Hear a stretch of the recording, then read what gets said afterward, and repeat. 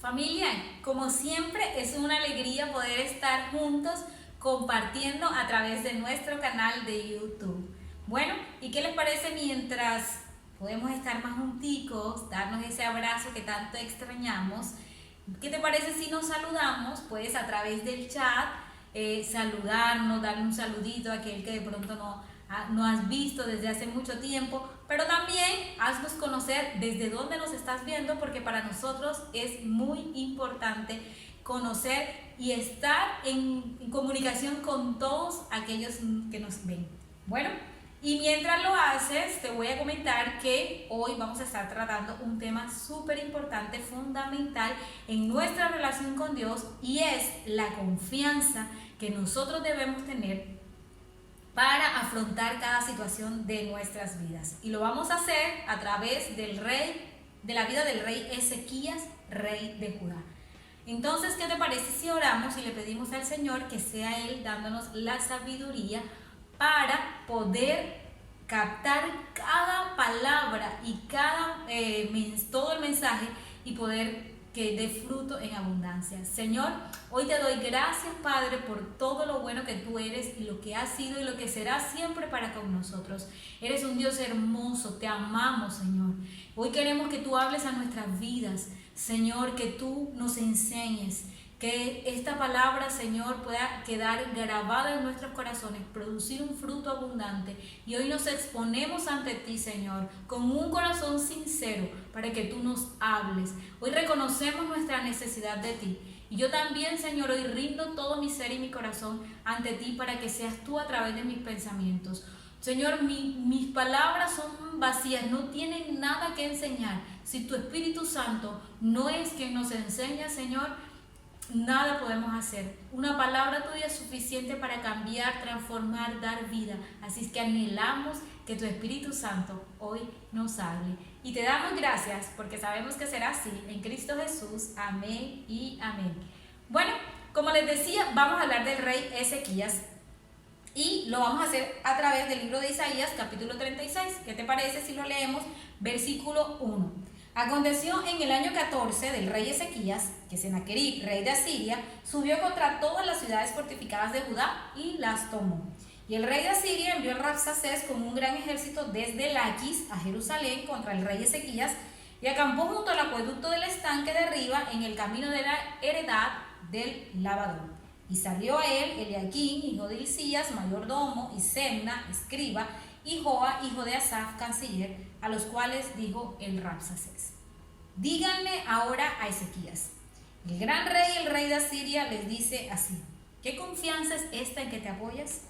Yo digo que el consejo y poderío para la guerra de que tú hablas no son más que palabras vacías. Ahora bien, ¿en quién confías para que te rebeles contra mí? Bueno, vamos a dejar hasta ahí. Antes de entrar en la palabra, vamos a poner el contexto. Me gusta siempre colocarlo, dar el contexto de lo que vamos a estudiar, porque nos hace estar más conscientes de lo que sucede y entenderlo de manera correcta. Estamos hablando del rey Ezequías, el rey de Judá. En este momento las tribus de Israel ya se habían dividido y la nación de Israel estaba conformada por el reino del norte y el reino del sur. Cada uno tenía reyes en la mayoría de las veces, y una de las características de los reyes de Israel, las 10 tribus, eran reyes que se apartaban de Dios, no hacían lo recto, hacían lo malo, y levantaban lugares altos, tomaban ídolos de otras naciones, no seguían el nombre de Dios, no lo adoraban como tal. Y estaba la tribu de Judá y de Benjamín en lo que se llamaba Judá, y tenía por capital la ciudad de Jerusalén. Y su rey en ese momento era el rey Ezequías. Su padre, el rey Acaz, un rey malo que hizo lo malo delante de los ojos de Dios, cerró el templo hizo todo lo que pudo malo con las cosas del templo. Tomó ídolos de otros países, y bajo este concepto esto fue lo que vio Ezequías. Pero cuando Ezequías llegó al trono, dice en la palabra que lo primero que hizo fue empezar a hacer reformas de tipo religioso, reformas de tipo social, económico, que le permitieron tener una Judá estable, fundamentada por sobre todo en su relación con Dios, que cuando le llegó una situación difícil como la que vamos a ver, pudo establecer la confianza en Dios y pudo vencer a través de las estrategias que Dios le dio, que es la que nosotros queremos aprender en el día de hoy. Porque ante todas las circunstancias que nosotros nos vivimos, siempre vamos a tener que requerir la confianza en Dios. Y es la misma que el enemigo va a querer destruir a través del tiempo y a través de las circunstancias para que nosotros no podamos vencer. Entonces miren cómo vamos a ver lo que Dios hace a través de la vida de Ezequías y lo que el enemigo hace a través del rey de Asiria. El enemigo hoy está representado en Senaquerib, el rey de Asiria. Y él le manda con el Rabsaces, un hombre, alto rango militar, con unas cartas de lo que tenía pensado el rey de Asiria como su estrategia para conquistar a Jerusalén. Porque como lo dice el versículo primero, ya él venía de tomar todas las ciudades, el imperio asiria, de tomar las ciudades tanto del norte, las había destruido, había tomado Laquis, la ciudad más cercana a Jerusalén en ese momento, una ciudad próspera, donde él tomó todo el botín de la ciudad y tomó la gente, y también naciones cercanas, y va donde Jerusalén, va allá directo a tomar Jerusalén, pero no lo hace como las otras naciones ni como las otras ciudades de Jerusalén, donde en muchos había construido explanadas para poder entrar y atravesar las puertas de las ciudades, porque recuerdan que las puertas de las ciudades estaban rodeadas de puertas donde no tenían un acceso total. Y él no vino y tomó las ciudades y prendió fuego sobre ellas. No lo hizo así, sino que le empezó a rodearla, la militarizó de tal manera que la sitió para ir apagando poco a poco y debilitando poco a poco a Ezequías y a toda la ciudad, porque al sitiarla no podían salir por agua, no podían salir por alimento, pero ya, como les digo, Ezequías había hecho unas reformas que se había preparado. Había escuchado la voz de la dirección del Señor y se había preparado, y cuando llegó este momento, entonces el rey de Asiria le dice lo siguiente: ¿en qué confianza es esta en que te apoyas? ¿Qué pregunta tan fundamental? El enemigo busca y empieza a rodearlo para desestabilizarlo, de tal manera que le dice: ¿cuál es la razón o el motivo por el cual tú estás confiado? ¿Por qué tú no te has rendido contra mí? ¿Por qué te has permanecido firme de tal manera que no te has entregado? Y él le dice: ¿cuál es el motivo? ¿En qué reposa tu seguridad? Porque confiar es tener la seguridad de que algo va a pasar, ¿verdad? Es la confianza que uno tiene en algo o en alguien, que traducido es seguridad. Tú tienes la seguridad de que algo va a pasar. Pero él le dice: ¿cuál es la confianza en que te apoyas? ¿Por qué estás tan seguro? Entonces él le dice: ¿por qué? Porque el apoyo es hacer que alguien descanse sobre otra cosa, es sostener algo que levanta, fortalece y mantiene firme una estructura. Es decir, dime quién te proporciona la seguridad de que tienes que vencerás. Porque la seguridad y la esperanza firme de que suceda algo en tu vida y en la mía siempre va a estar fundamentado en algo o en alguien. Mire, en personas, en dinero, en ídolos, en posiciones o en Dios. Según en quién te apoyes, así será tu confianza. Eso lo vamos a ver hoy. ¿Sabes por qué? Porque ante las circunstancias, los problemas o cualquier cosa que nos suceda en la vida, nosotros te vamos a tener tres voces sobre las cuales vamos a decidir y sobre las cuales nosotros nos vamos a apoyar. Y ahí es donde vamos a realmente tener la seguridad. Hoy nos vamos a dar cuenta cómo muchas veces decimos que confiamos en Dios, pero realmente no está fundamentada nuestra confianza y no está apoyada y soportada verdaderamente en Dios. ¿Por qué? Porque, como les decía, teníamos siempre tres voces. La número uno, la voz interna. Esa voz interna está influenciada por la carne. ¿Cómo así? Por nuestras pasiones, nuestros sentimientos, nuestros pensamientos. Es la suma de todas las vivencias que me ha sumergido en un estilo de vida y de pensamiento condicionado a lo que me ha pasado, sea bueno o sea malo. Entonces yo tengo una opinión sobre la cual siempre va a reposar y eso está representado en lo que yo quiero que pase. Yo quiero tener esto, yo quiero que pase así, yo quiero que Dios haga esto. La voz interna. Número 2, la voz del mundo. Está influenciada por Satanás porque Satanás dice la palabra que es el príncipe de la potestad del aire y está representada en que en la opinión de los demás, lo que todo el mundo dice que va a pasar, que sucede o que hace. ¿Por qué? Porque el mundo, discipulado 2, es el sistema de valores contra Dios, ideas, opiniones, creencias, cultura y todo lo que moldea a la generación contemporánea, que está influenciado, vuelvo y les digo, por Satanás. Es decir, es un sistema de valores contrario a Dios. Y está representada en ¿qué? En lo que todos dicen que sucederá. Vamos a hacer un recorderis. La voz interna es lo que yo quiero que pase. La voz del mundo, lo que todos dicen que sucederá.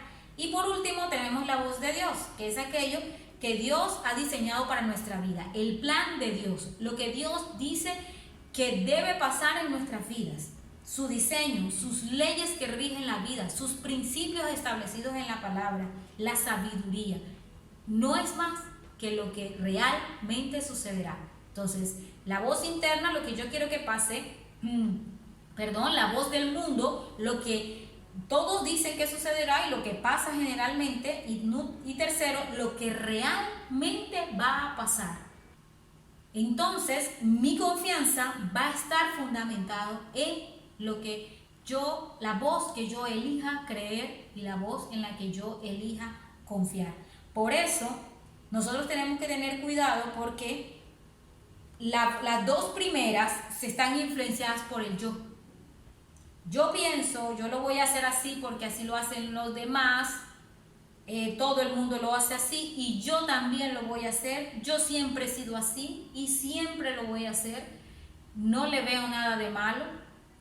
Y esa influencia y ese tipo de decisiones donde yo me fundamento para tomar una decisión solo me van a traer angustia, dolor, llanto, incertidumbre, ansiedad. ¿Saben por qué? Porque aunque yo quiero que pase, aunque todo el mundo le pase, no es lo que Dios dice que va a pasar en mi vida.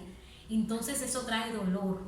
Porque muchas veces incluso nosotros vamos a la oración y nosotros solamente nos quedamos con lo que yo quiero que pase, Señor. Aquí está mi petición, cúmplela.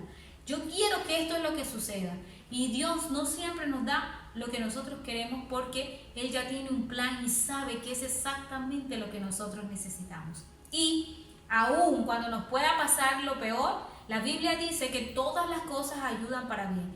Y aún cuando pueda suceder hasta la muerte, la Biblia dice que aunque el enemigo crea que es lo peor que nos pueda pasar, si es la voluntad de Dios, mira lo que dice la Biblia, que para el que muere en Cristo, aunque duerma está vivo, porque Dios no es un Dios de muertos, Dios es un Dios de vivos. Entonces, miren qué importante la voz de Dios, porque cuando es lo que realmente va a suceder, eso trae paz, trae seguridad, trae confianza, trae dirección, porque reposamos en lo que verdaderamente sucederá y eso es la voluntad de Dios. Entonces, por sobre todas las cosas, el enemigo siempre va a querer destruirnos esa confianza y hacernos que nosotros no podamos escuchar la voz de Dios y debilitar la voz de Dios en nuestras vidas a través de la oración. Por eso es que el rey de Asiria le dice: ¿en quién confías y qué te ofrece para que te rebeles contra mí?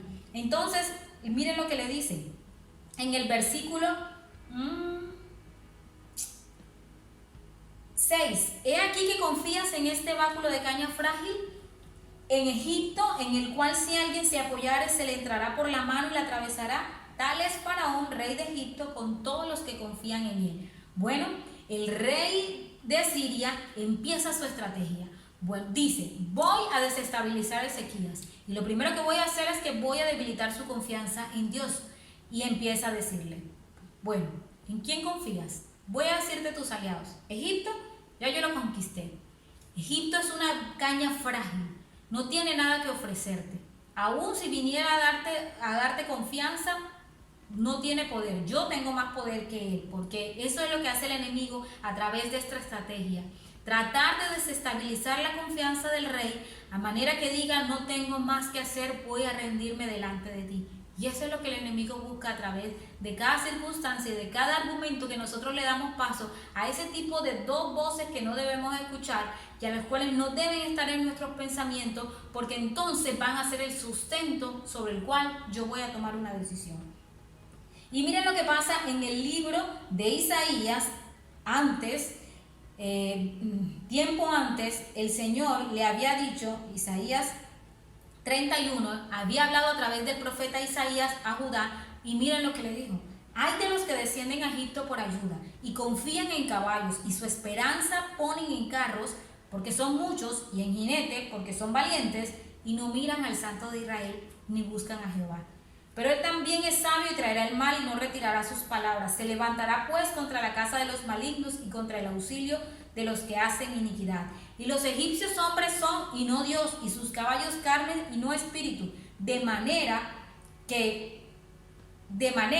que al extender Jehová su mano, caerá el ayudador y caerá el ayudado, y todos ellos desfallecerán a una. Y miren lo que dice el versículo 8. Entonces caerá Asiria por espada no de varón, y la consumirá espada no de hombre, y huirá de la presencia de la espada, y a sus jóvenes serán tributarios. Dios le está diciendo al profeta, al rey, tanto en el capítulo 30 como en el capítulo 31, que no confíen en Egipto. Miren lo que dice en el versículo 1 del capítulo 30. Ay de los hijos que se apartan, dice Jehová, para tomar consejo y no de mí, para cobijarse con cubierta y no de mi espíritu, añadiendo pecado a pecado, que se apartan para descender a Egipto y no han preguntado de mi boca, para fortalecerse con la fuerza del faraón y poner su esperanza en la sombra de Egipto. Pero la fuerza de faraón se les cambiará en vergüenza, y el amparo en la sombra de Egipto en confusión. Y ahora miren lo que dice el versículo 15.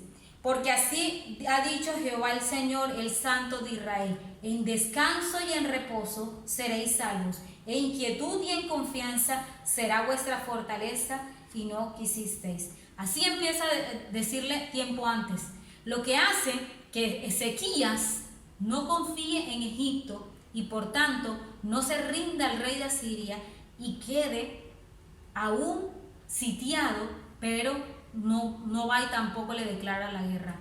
Lo hace que esté tranquilo porque había escuchado la voz de Dios. Y resulta que entonces el rey de Asiria empieza a decirle: ¿en quién te apoyas? En Egipto. Bueno, es verdad lo que está diciendo.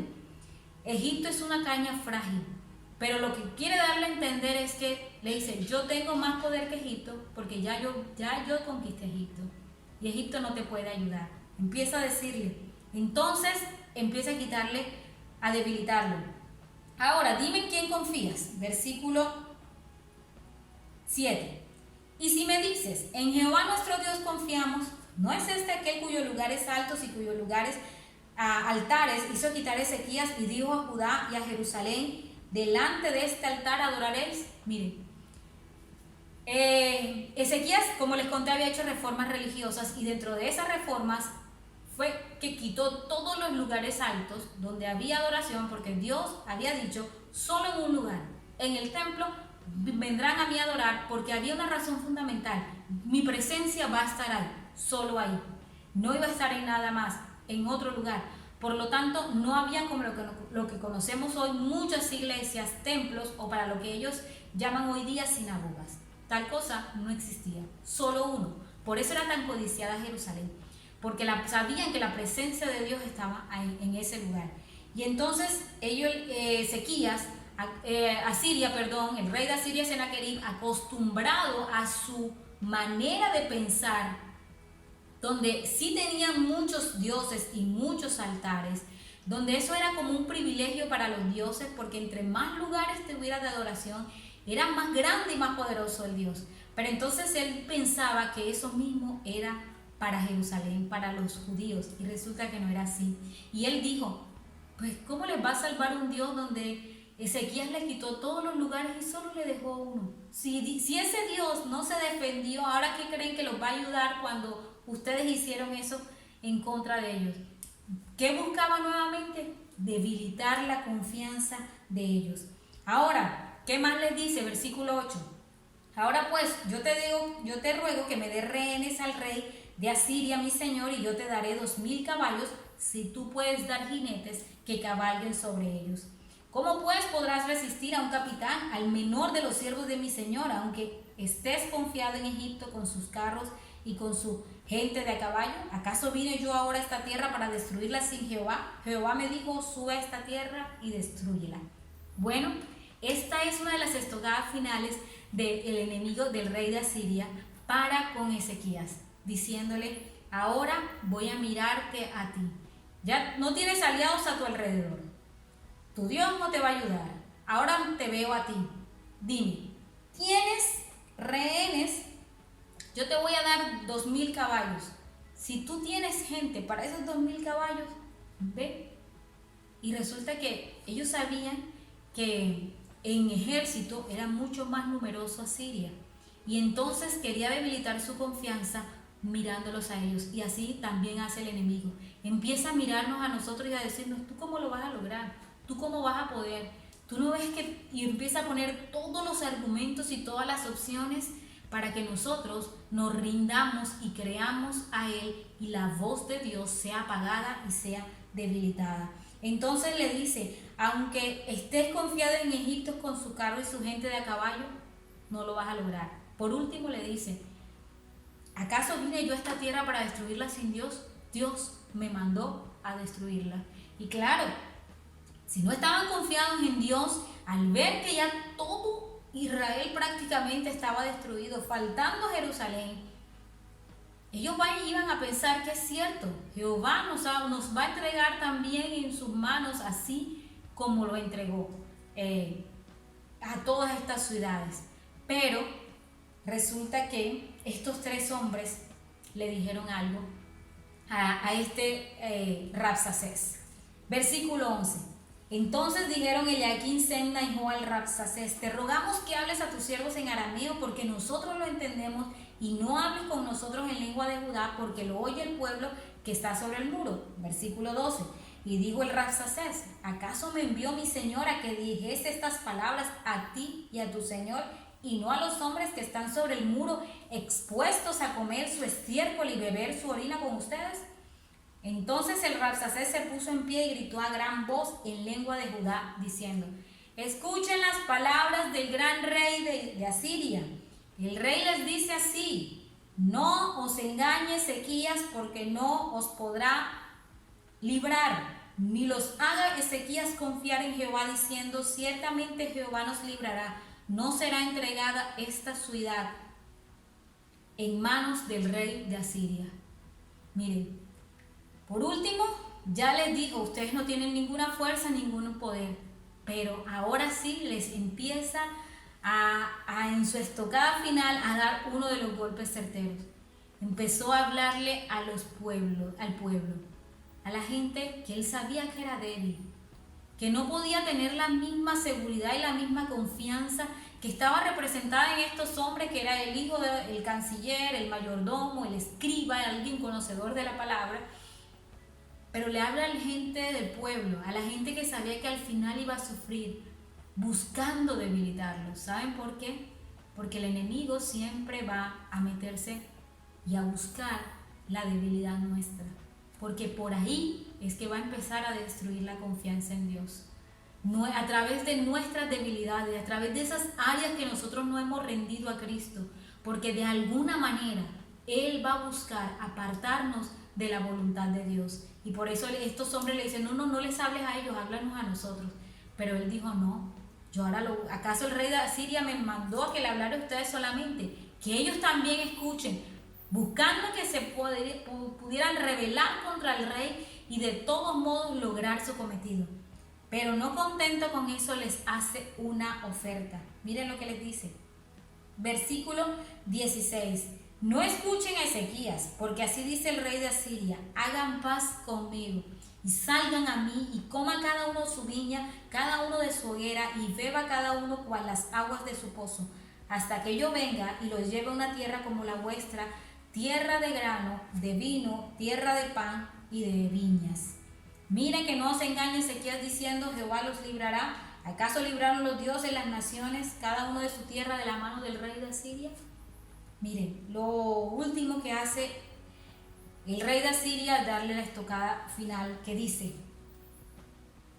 no escuchen a Ezequías, no escuchen la voz de Dios. El enemigo va a buscar de todas las formas que nosotros no lo escuchemos.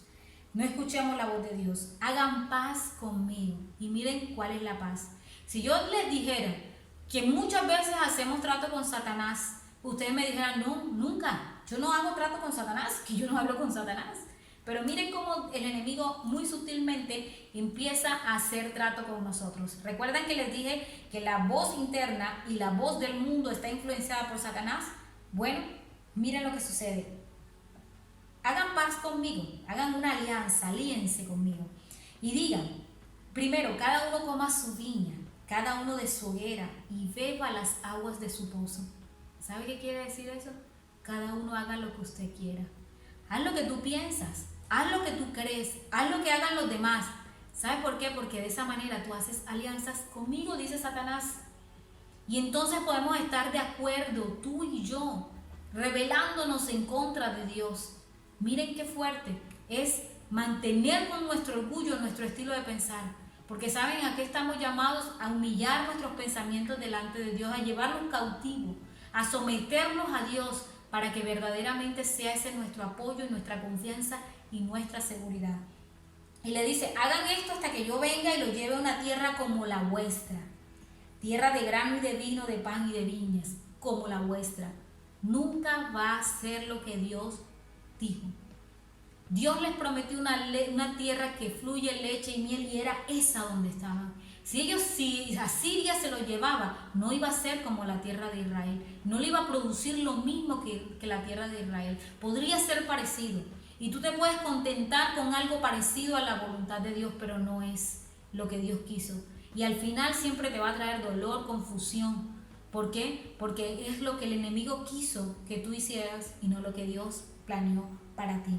Así es que mientras el enemigo te está diciendo que es engañoso lo que tú estás haciendo de buscar la voluntad de Dios, el engaño es el que el mismo Satanás está haciendo con cada uno de nosotros. Y miren lo que dice, versículo 21, pero ellos callaron y no le respondieron palabra. Estos tres hombres del reino de Ezequías les dice que no respondieron porque el rey así lo había mandado diciendo no le respondas.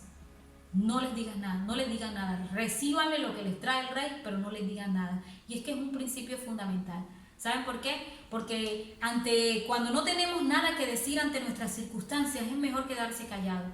Porque nuestras circunstancias no necesitan escuchar nuestros pensamientos, lo que creemos, lo que pensamos, lo que queremos, ni nuestro llanto si es muy doloroso. Lo que el enemigo, lo que nuestras circunstancias necesitan oír es la voz de Dios.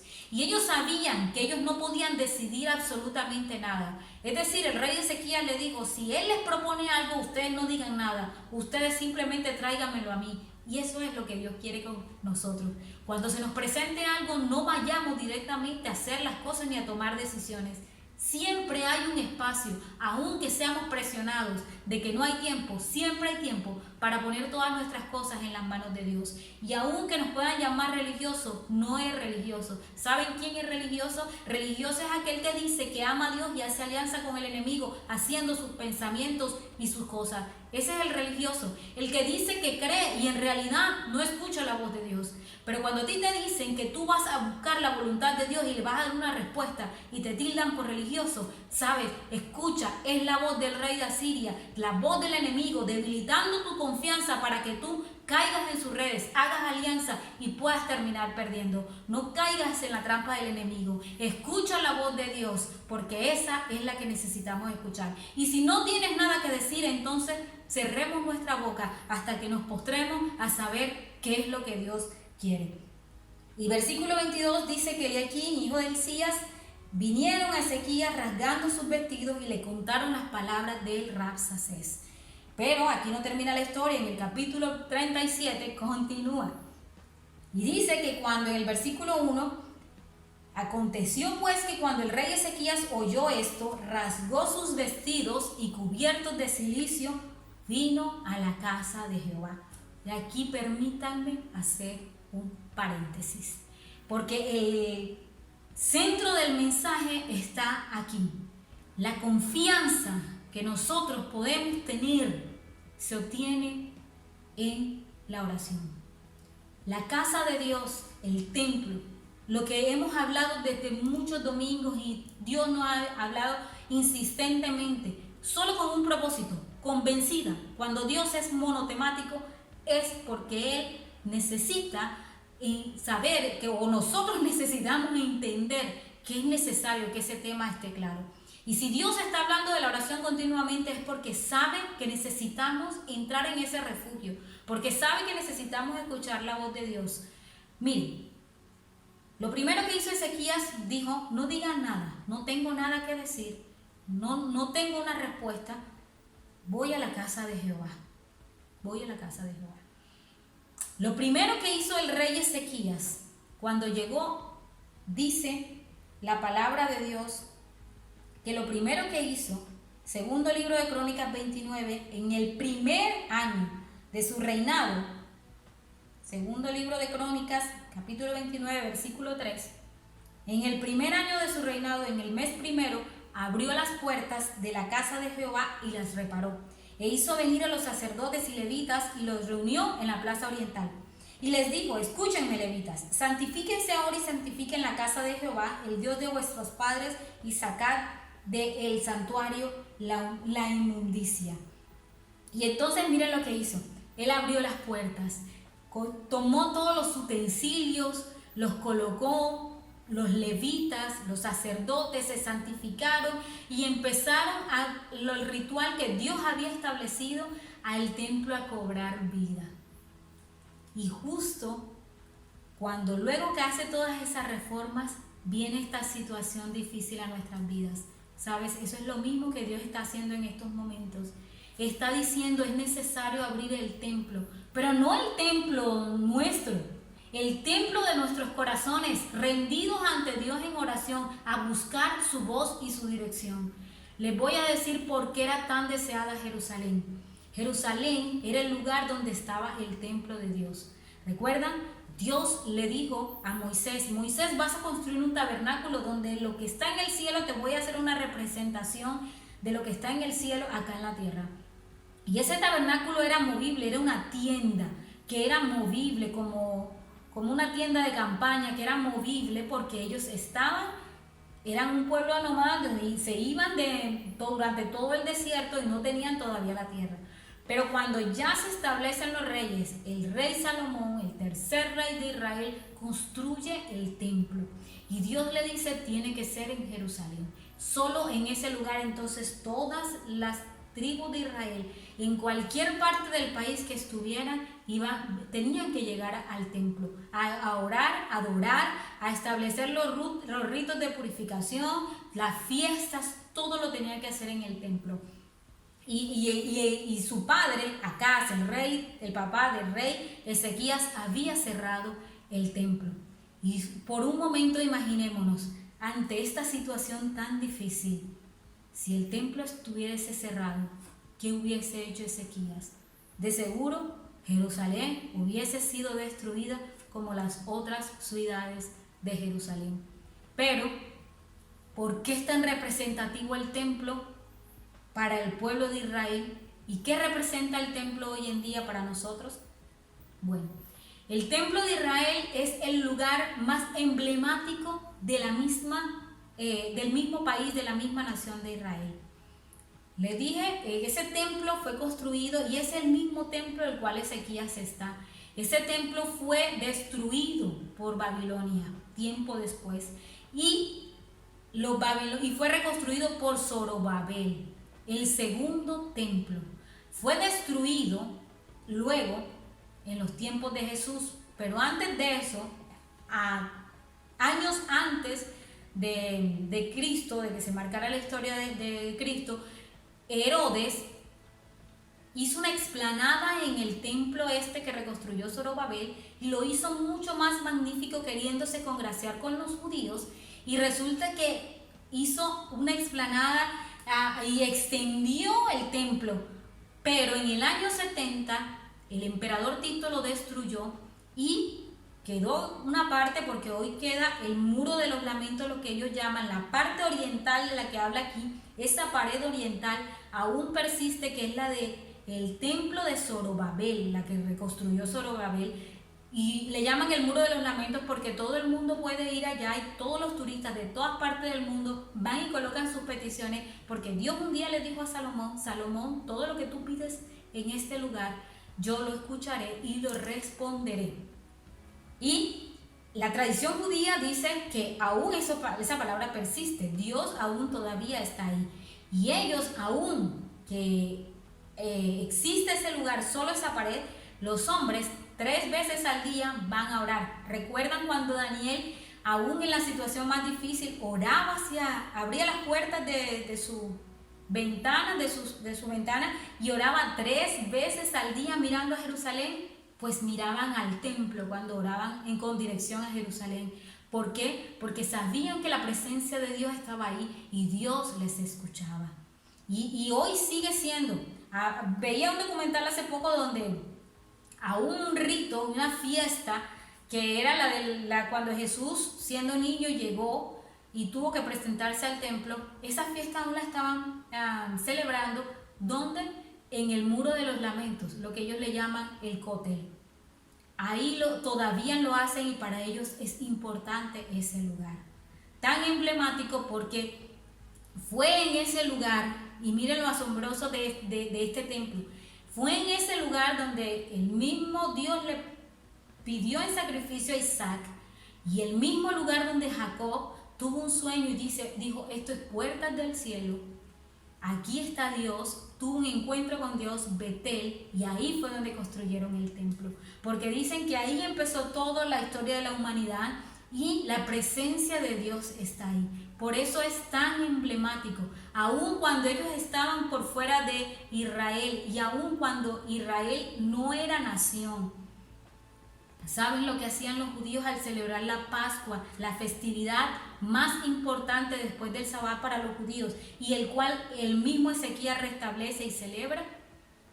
Cada vez que un judío celebra la Pascua, sus últimas palabras dicen: la próxima será en el templo en Jerusalén. El templo era lo que los judíos siempre querían volver, y ahora no solo quieren volver, sino reconstruir. Pero yo te tengo una noticia: ya no es el templo de Jerusalén. La Biblia dice en Hebreos que Dios, hablando de muchas maneras en tiempo antiguo, hoy lo hace a través del Señor Jesucristo, y eso es la oración. La oración es el verdadero templo donde nosotros tenemos que ir. Nosotros somos el templo, y Dios desea la comunión con Dios, su comunión con Él, la cita de Dios con el hombre, donde no son importantes mis pensamientos, ni tengo que traer la voz de Satanás a esa oración, sino, ¿sabes qué? La voz de Dios que debe ser escuchada, la voz de Dios que va a ser escuchada de un hombre sincero, de un hombre que se acerca a Dios con integridad. Sí va a escuchar la voz de Dios. Y miren lo que pasa: cuando ese templo estuvo abierto, Ezequías pudo llevar su petición delante de Dios. Miren, tan importantes las decisiones que tomamos en el pasado. ¿Cómo está tu lugar de oración? ¿Tienes el templo abierto? ¿Está tu lugar de oración? Aunque esté, una de las cosas que Dios está demandando en este tiempo, que Dios desea, que estoy segura que está en su corazón, es que Dios va a revelar en medio de la oración cosas distintas. Dios quiere llevarnos a mucho más cosas, y Él va a hacer en la oración. Desde hace tiempo Dios está diciendo que va a cambiar nuestra manera de orar, que nuestra oración privada va a ser pública, y que, ¿sabes qué? Dios sabe que necesitamos, tú y yo necesitamos tener ese lugar abierto, donde los cielos son las puertas del cielo, donde, como leíamos en Apocalipsis 8, Dios responde con mucho más incienso y las cosas que pasan en la tierra son las que han sido establecidas en el cielo. Es la voz de Dios que necesitas oír en oración, en las circunstancias y en la voluntad de Dios. Si es tu deseo hacer la voz de Dios y no oras, son vanas tus palabras. Con mucho respeto lo digo, pero son vanas tus palabras. No hay nadie que se llame cristiano y no ore. Por eso es que el enemigo es el lugar que más ataca. Cada vez que tú te decides y que yo me decido a estar en oración, el enemigo viene a tocar la puerta, a decir que no ores, a poner muchos afanes, a poner sueño. No colocas sueño cuando ves películas, no colocas sueño cuando estás en las redes sociales, pero tomas la Biblia, abres la Biblia, lees la palabra de Dios o te colocas a orar, colocas pensamientos, distracciones y todo para querer apagar la voz de Dios y que tú puedas tener claramente la voz tuya y la voz del enemigo. Porque cuando nosotros no estamos en oración, sino fuera de ella, viendo todo lo que el mundo dice, y como dice esa oración, sabes más de novelas que de mi palabra, es decir, sabes más que del mundo y de todo lo que pasa, más que de mi palabra, cuando tomes una decisión, tú o yo, que tengamos ese estilo de vida, lo que va a primar es lo que está abundante en nosotros, y es o mi voz o la voz del mundo, que en todo caso, te recuerdo, influenciada por Satanás. Entonces el rey Ezequías, retomo, va y ora, va y le dice al profeta, llévenle eso al profeta Isaías. Él mismo todavía no va, él sabe que la oración es, pero él no va. Y dice, quizá oirá Jehová tu Dios las palabras del Rabsacés, así es que dile a Isaías, al profeta, que es donde venía la voz de Dios, ve y dile que ore, así le dice. Y viene Isaías y le dice, Dios te manda a decir, no temas por las palabras que has oído, con las cuales me han blasfemado los siervos del rey de Asiria. Yo pondré en él un espíritu y oirá un rumor y volverá a su tierra y haré que su tierra perezca a espada. Pero volvió el Rabsacés con mucho más hostigamiento y entonces ya la cosa se puso más dura, se puso más cruel y más fuerte, así como pasan en nuestras vidas. ¿Y saben qué hizo? Eso provocó que ya Ezequías no mandara al profeta que orara. Él mismo va a la casa de Dios, lleva las cartas que mandaron y les dice, Señor, aquí está mi situación, esta es mi situación. Y es una oración sincera, como cuando tú la leas vas a encontrarte que él dice, Señor, mira, es cierto, Él tiene poder, ellos conquistaron, pero ¿saben qué? Ellos fueron conquistados porque no te tenían a ti, Señor, pero tú eres nuestro Dios. Señor, sana nuestro encuentro. Una oración sincera que reconoce sus fallas y hasta dónde está Él y quién es Dios. Y Dios le manda a responder, Él en secreto, le ora a Dios ahí en la casa de Jehová, y el profeta Isaías, Dios le revela al profeta Isaías la oración de este hombre, de este rey. Y va y le dice al rey, va el profeta y le dice esto. Isaías, hijo de Amós, envió a decir a Ezequías, así ha dicho Jehová, Dios de Israel, acerca de lo que me rogaste sobre Sennacherib, rey de Asiria. Y lo fundamental es esto. Le dice, he conocido tu condición, hablando del rey de Asiria, tu salida y tu entrada y tu furor contra mí, porque contra mí te iraste y tu arrogancia ha subido a mis oídos. Entonces dice, versículo 33, no entrará en esta ciudad el rey Asiria, ni arrojará saeta en ella, no vendrá delante de ella con escudo, ni levantará contra ella baluarte. Por el camino que vino volverá, y no entrará en esta ciudad, dice Jehová, porque yo ampararé a esta ciudad para salvarla por amor de mí mismo y por amor de David mi siervo. ¿Y saben qué pasó? Un ángel de Dios mató a 185,000 hombres que rodeaban la ciudad, y la tradición judía dice que fue a través de una pandemia, algo los enfermó y los mató inmediatamente. ¿Y qué hizo? Estos se retiraron e Israel pudo prevalecer. Pero ¿saben qué es importante? Cuando el rey oró, Dios vino en respuesta. Y ¿saben qué? Muchas veces cuando no tenemos la voz de Dios, salimos a ver qué nos dicen. Vamos donde el pastor para que nos ore. Vamos donde el otro para que nos diga. Prendemos el canal de YouTube para ver qué es lo que sucede en otras palabras. Buscamos, es decir, inquietamos al profeta para que nos diga. Nos recorremos antes que existían los templos y podíamos ir a los servicios. Buscamos al profeta para que nos dijera. Pero sabes, la respuesta de Dios, lo que está diseñado en la oración, es una respuesta para alguien que antes ha clamado. Dios no te va a responder algo que tú no has pedido, algo al cual tú no has ido a buscar. Y saben, cuando tú y yo nos presentamos de verdad con un corazón sincero, Dios vendrá a traer una respuesta, sea a nosotros mismos, a través de una palabra, a través de un profeta. Dios es el que inquietará al profeta para que te hable y no tú al profeta. Eso sucederá, porque Dios siempre va a traer respuesta y va a dejar escuchar su voz. Y lo dice, ya yo no lo he anunciado, yo he anunciado lo que va a pasar. Y así sucedió. No entró Sennacherib a Jerusalén. ¿Y saben qué fue lo que pasó? Cuando él se fue a orar en su templo a su Dios, sus hijos lo mataron. Eso fue lo que sucedió con Sennacherib. Y mientras nosotros nos preguntamos, cuando no escuchamos la voz de Dios, ¿dónde está Dios? ¿Qué pasó? El enemigo está más grande. Dios no sabe qué es lo que está pasando. Oh, sorpresa. Dios sí sabe lo que está pasando. Él le dice, yo conozco tu entrada y tu salida, Sennacherib. Yo conozco tu furor contra mí. Dios conoce a detalle todo lo que nos está pasando. Nosotros somos los que estamos desconectados de la voz de Dios. Es hora de conectarse a la voz de Dios a través de la oración, para que nuestras vidas tengan el fundamento de lo que Dios dice y podamos cumplir su voluntad. Y dice dos cosas fundamentales para terminar. Yo mismo los ampararé y yo mismo los salvaré. ¿Saben qué es el amparo? Ese lugar, esa protección. Mientras suceden todas las cosas en nuestras vidas, cuando nosotros permanecemos en oración, Dios es nuestro amparo y nuestra fortaleza y nos salva. No solamente eso, sino que nos salva de cualquier peligro, de cualquier dificultad, de no importa lo que suceda. Así es que, ¿saben lo que sucede? Por sobre todas las cosas, el enemigo siempre va a querer destruir la confianza en Dios y Dios siempre va a querer fortalecerla a través de la oración.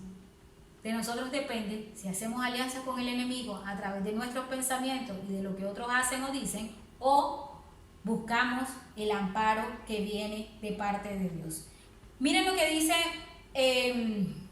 Dios le dice prácticamente estas palabras a Ezequías. Ezequías, cuando Satanás se levanta contra ti, y es lo mismo para nosotros, en realidad se levanta contra mí, dice Dios. Pero es que Satanás no puede atacar a Dios. Y como no puede atacar a Dios, te ataca a ti y me ataca a mí. Pero cuando Él se levanta contra Dios, suceden dos cosas. Número uno, yo salgo en tu defensa. Soy tu apoyo porque es mi nombre quien blasfema. Y número dos, yo siempre quiero darte la victoria. Vencer, que tú venzas y que tú puedas tener paz y seguridad mientras pase todas las cosas. Y como su ataque no puede ser directo, a mí, dice Dios, estas palabras las escribí, te ataca a ti, solo que no siempre vienes a mí para apoyarte y no tienes la victoria, porque mi victoria se verá a través de ti. Le repito, el enemigo no ataca directamente a Dios, nos ataca a nosotros. Pero ¿cuál es la falla nuestra? No ir ante Dios para apoyarnos en Él y tener la victoria. Porque la victoria de Dios se ve a través de nosotros los seres humanos. ¿Y sabe qué pasa? Por no ir a la de Dios no tenemos entendimiento y pensamos que el ataque es contra nosotros. Por eso es que vemos al enemigo más grande y nos aferramos a pelear solo contra el enemigo sin apoyo. Eso es lo que sucede. Miren cómo Dios está en el asunto en todo momento para lo que nos pasa. Por último, y para finalizar, Dios nos dice estas tres cosas. Número uno, no temas. Número dos, fortalece tu confianza en Dios. Y número tres, ten dependencia en intimidad. Dios ha esperado 1000 noches, haciendo un número que es bastante. Dios ha esperado 1000 noches porque solo derrames tu corazón ante Él y escuches su voz.